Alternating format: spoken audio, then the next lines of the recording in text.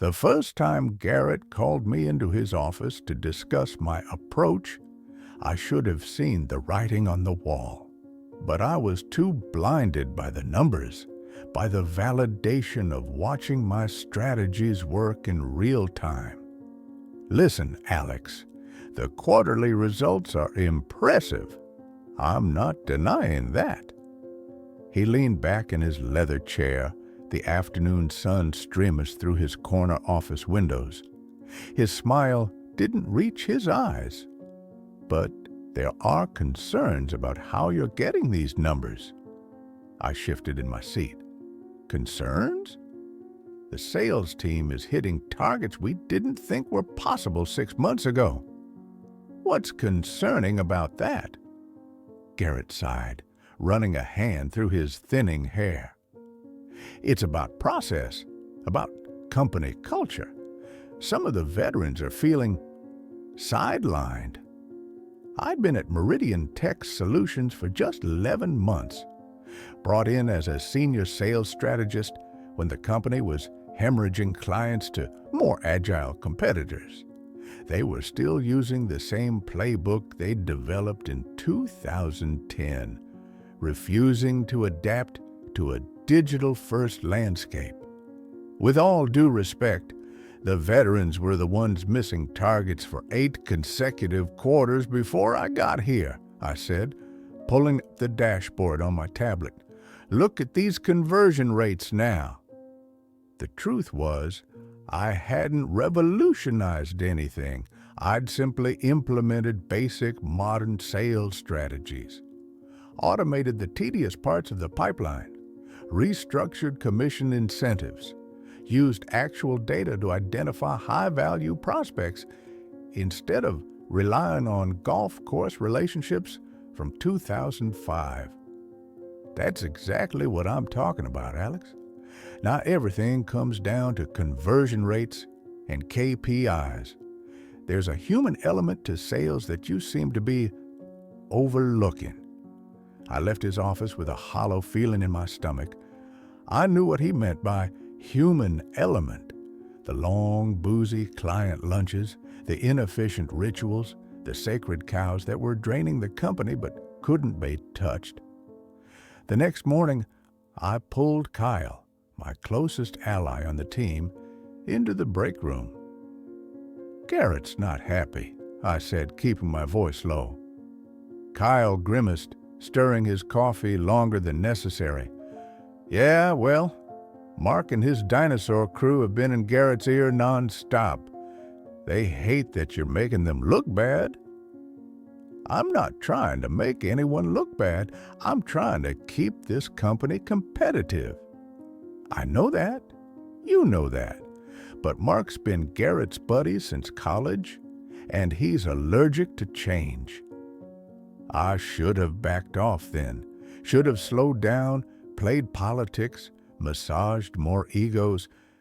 But the next week, I landed Axiom Industries, a client Meridian had been chasing unsuccessfully for years, a 7-figure account, the biggest win in company history, and something shifted. Suddenly, I wasn't just the annoying new person with different ideas. I was a threat. The sales dashboard became my shield. Every morning I'd pull it up in meetings, letting the green arrows pointing upward speak for me. Monthly targets exceeded by 63%. Client retention improved by 41%. Average deal size up by 27%. This is all very impressive, Garrett said during our quarterly review 6 months in. But I'm concerned you're not a team player, Alex. Not a team player? I tried to keep my voice steady. I've trained 3 junior sales reps who are now exceeding their targets. I created the playbook everyone's using. Yes, but there's grumbling. People feel managed, processed, like cogs in your machine. My machine is saving this company, I said, immediately regretting the sharpness in my tone. Garrett's expression hardened. No one is indispensable, Alex. Remember that? That night, I stayed late, poring over the numbers. We were on track to double our annual sales compared to the previous year. Double. In an industry where 10% growth was considered exceptional. How could this possibly be a problem? My phone buzzed with a text from my partner, Jamie. Late again? Dinner's cold. I typed back, almost done. Crushing it. We'll tell you everything when I get home. But when I got home, Jamie was already asleep, and I was too wired to join her. I sat on our balcony until 3 a.m., laptop open, fine-tuning next quarter's strategy. I was going to make myself untouchable with results so good, even Garrett and his old boys club couldn't ignore them. The company holiday party was held at an upscale steakhouse downtown. I arrived with Jamie, both of us dressed to impress. The open bar was flowing and the energy was high. We just closed the best quarter in company history. "There's the golden goose," Mark called out as we entered, raising his whiskey glass. His smile was tight, eyes slightly narrowed. A few of the senior sales team laughed a little too loudly. Jamie squeezed my hand. "Ignore them. They're jealous." I nodded, but the comment stung. I'd been killing myself for this company, working 80-hour weeks, missing dinners, weekends, even canceling our anniversary trip to close the Axiom deal. And for what? To be mocked by the same people benefiting from my commission structure? Later, I found myself at the bar next to Lucia, our HR director. She'd had a few drinks and was more candid than usual. "You know what your problem is, Alex," she said, signaling for another martini. "You make it look too easy. People resent that. They need to see you struggle a little. That's ridiculous. Results should speak for themselves." She laughed. "Oh, honey, you really believe that? This isn't a meritocracy. It's a social club with a business attached." Across the room, I watched Garrett laughing with Mark and some of the other executives. They formed a tight circle, occasionally glancing in my direction. "You're smart," Lucia continued, "but you're not playing the real game. The numbers game is just the cover story." "So what's the real game?" I asked. "Making the right people feel important. Making Garrett feel like the success is his idea." She tapped her glass against mine. Office Politics 101. I went home that night with a knot in my stomach. Jamie tried to reassure me, but we both knew something was wrong. I wasn't just rocking the boat. I was threatening to capsize it entirely. The next morning, I made a decision. I'd play their game.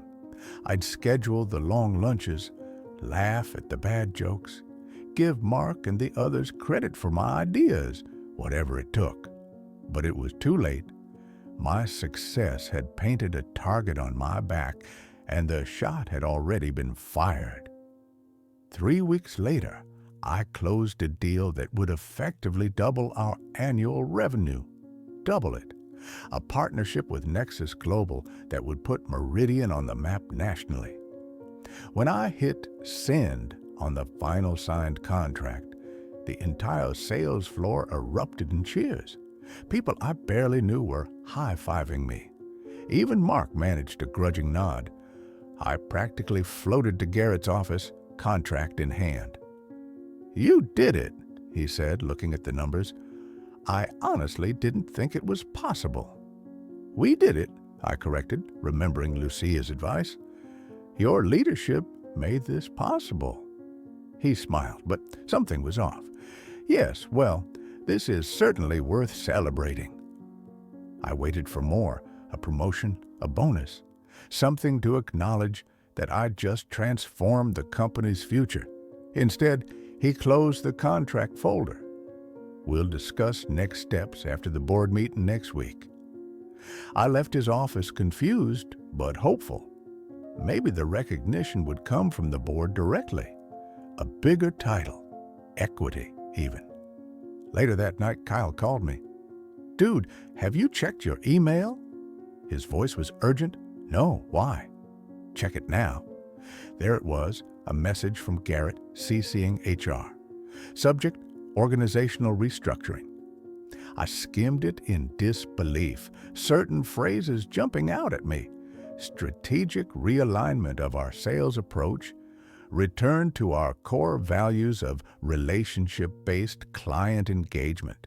Regret to inform you that your position has been eliminated. "They can't do this," I whispered into the phone. "I just doubled their fucking revenue." "That's exactly why they did it," Kyle said grimly. "You exposed how badly they were running things before, and now that they have the Nexus contract, they don't need you exposing anything else." The room seemed to spin around me. All those nights, all those sacrifices, the missed dinners with Jamie, the canceled vacation, the exhaustion, all of it for this. "Check who they're promoting," Kyle added. I scrolled down and felt my stomach drop. "We're pleased to announce that Mark Williams will be stepping into the newly created role of Chief Revenue Officer." My vision blurred as rage and disbelief washed over me. I'd been played. All along, they'd let me do the heavy lifting, revolutionize their approach, land the biggest deal in company history, only to hand the reins back to the old guard the moment the ink was dry. I was being fired for being too good at my job, for making them face their own mediocrity, for forcing change they weren't ready to embrace, even though it saved their company. And the worst part? They'd take all my strategies, my playbook, my client relationships, and claim them as their own. I'd become a footnote in their success story, if I was mentioned at all. My phone buzzed with a text from Jamie. "How did the meeting go? Are we celebrating tonight?" I stared at the screen, tears of fury blurring my vision, wondering how to tell her that our lives were about to be turned upside down. The first week after being fired, I barely left our apartment. Jamie would go to work at her graphic design firm, and I'd sit in sweatpants, obsessively refreshing LinkedIn to see who was getting promoted at Meridian in my absence. The severance package was decent, 3-month salary, but the humiliation was unbearable. "They're already taking credit for my work," I said one night, showing Jamie a press release about Meridian's innovative new sales strategy under Mark's leadership. "Of course they are," she said, gently taking my laptop away. "But you know what you did, and so do they." That was the thing eating at me. They knew, Garrett, Mark, all of them, they knew exactly what I had accomplished and how I'd saved their sinking ship. And they discarded me anyway. I started drinking more than I should, sleeping less than I needed to. The rejection played on loop in my head. 2 weeks in, my phone rang. Unknown number. "Is this Alex Parker?" A woman's voice, unfamiliar. "Yes. My name is Diane Cho. I'm the CEO of Vertex Solutions." She paused. "Your former client at Nexus Global, Thomas Reed, suggested I call you." My heart skipped. Thomas had been my main contact on the Nexus deal. He was quite emphatic about your talents. Said you single-handedly transformed Meridian's approach. Another pause. And that they were fools to let you go. I sat up straighter. News travels fast. In this industry, lightning speed, she chuckled, especially news this juicy. Rising star doubles company revenue, gets fired for their trouble. People notice that kind of thing. For the first time since the firing, I felt a glimmer of hope. We set up a meeting for the following day. Vertex Solutions was everything Meridian wasn't. Agile, modern, forward-thinking. Their office had no corner suites, no mahogany furniture signaling outdated hierarchies, just open collaborative spaces and technology everywhere. Diane cut to the chase. We've been watching Meridian's transformation with interest. Now, I know it was mostly your doing. Not entirely, I said, remembering my hard-learned lesson about sharing credit.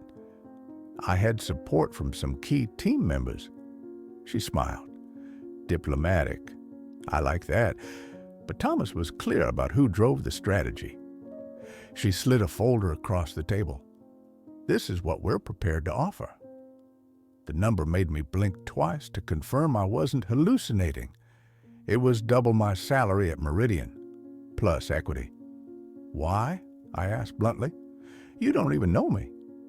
Results speak, and I'm not afraid of change like Garrett is. She leaned forward. Look, I know their type. Old school, threatened by innovation, can't stand being shown a better way because it makes them face their own obsolescence. I nodded slowly. That's surprisingly accurate. I've been in this industry 20 years, seen it 100 times. She tapped the folder. We want what you brought to Meridian, but unlike them, we'll celebrate it, not punish it. I took the weekend to think about it, but in truth, my mind was made up the moment I left Diane's office. On Monday, I accepted the offer. By Wednesday, I had a small team reporting to me. By the end of the month, I was implementing the same strategies that had doubled Meridian sales, but this time with full support from leadership. 3 months in, I ran into Kyle at an industry conference. We grabbed coffee. It's a shit show, he said quietly, glancing around to make sure no one from Meridian was nearby. Everything's falling apart without you. What do you mean? They have the Nexus contract. They should be fine for at least a year. He laughed bitterly. Nexus is threatening to pull out. Mark has no idea how to manage the relationship. He's reverted to all the old tactics, the ones that were failing before you came along. A small, vengeful part of me was pleased, but mostly I felt sad for the good people still trapped there. What about you? I asked. I'm interviewing. Got one next week with Avent Tech. Heard they're growing like crazy. I smiled. Really? I heard the same thing about Vertex. We clinked coffee cups. 6 months into my new role at Vertex, I was thriving. My team had already increased sales by 47%, and Diane had approved my budget request for 2 more hires. I was working late one evening when my phone rang. Unknown number again. Alex Parker. I balanced the phone between ear and shoulder, still typing an email. Alex, it's Garrett. My fingers froze over the keyboard. Garrett, this is unexpected. I imagine it is. He sounded tired, defeated. I'm calling to, well, there's no easy way to say this. I made a mistake. I said nothing, letting the silence stretch. Nexus pulled their contract last month. 3 other major clients followed. He sighed heavily. The board is asking questions, difficult ones. I'm sorry to hear that, I said, though I wasn't, not really. Mark resigned yesterday. The strategies you put in place, we tried to maintain them, but without you, he trailed off. The board has authorized me to offer you your job back, with a substantial increase, of course, and the CRO title. I almost laughed. 6 months ago, this call would have vindicated every bitter feeling I'd harbored. Now, it just seemed sad. I appreciate the offer, Garrett. I really do. But I'm happy where I am. We can beat whatever they're paying you. he said quickly. Name your price. It's not about the money. It's about being valued for what I bring to the table, about not being punished for excellence. Another long silence. I deserve that. You do, I agreed. But for what it's worth, I've learned from my time at Meridian too, about diplomacy, about bringing people along on the journey of change, not just forcing it through. It was true. At Vertex, I'd been careful to involve veterans in my process, to make them partners, not obstacles, to give credit freely and publicly. That's good to hear. He paused. Is there any chance you'd consider consulting for us? Even short term? I thought about it, about all the people at Meridian who'd been kind to me, who weren't part of the old guard, but were now suffering the consequences of leadership's mistakes. Send me a proposal, I said finally. I can't promise anything, but I'll look at it. After we hung up, I sat back in my chair, a complex mix of emotions washing over me. Vindication, yes, but also a strange sense of closure. My phone buzzed with a text from Jamie, still at the office. I made that pasta you love. I smiled and began packing up my things. On my way. You won't believe who just called. 3 weeks later, I walked into Meridian's offices as a consultant. The atmosphere was completely different, tense, uncertain. The swagger was gone. Garrett met me in the lobby, hand extended. Thank you for coming. I shook it firmly. Let's be clear about something. I'm not here to save your job. I'm here to help the company and the people who work here. He nodded soberly. Understood. As we walked to the conference room where the executive team waited, I passed my old desk. Someone else sat there now, looking as overwhelmed as I had felt on my first day. For a brief moment, our eyes met. I saw the same hunger, the same determination I'd once had, the desire to prove themselves in a system that might not be ready for their ideas. I gave them a small nod of encouragement before turning back to Garrett. So, I said, let's talk about where things went wrong. 6 months later, I sat in Diane's office at Vertex, reviewing our quarterly results.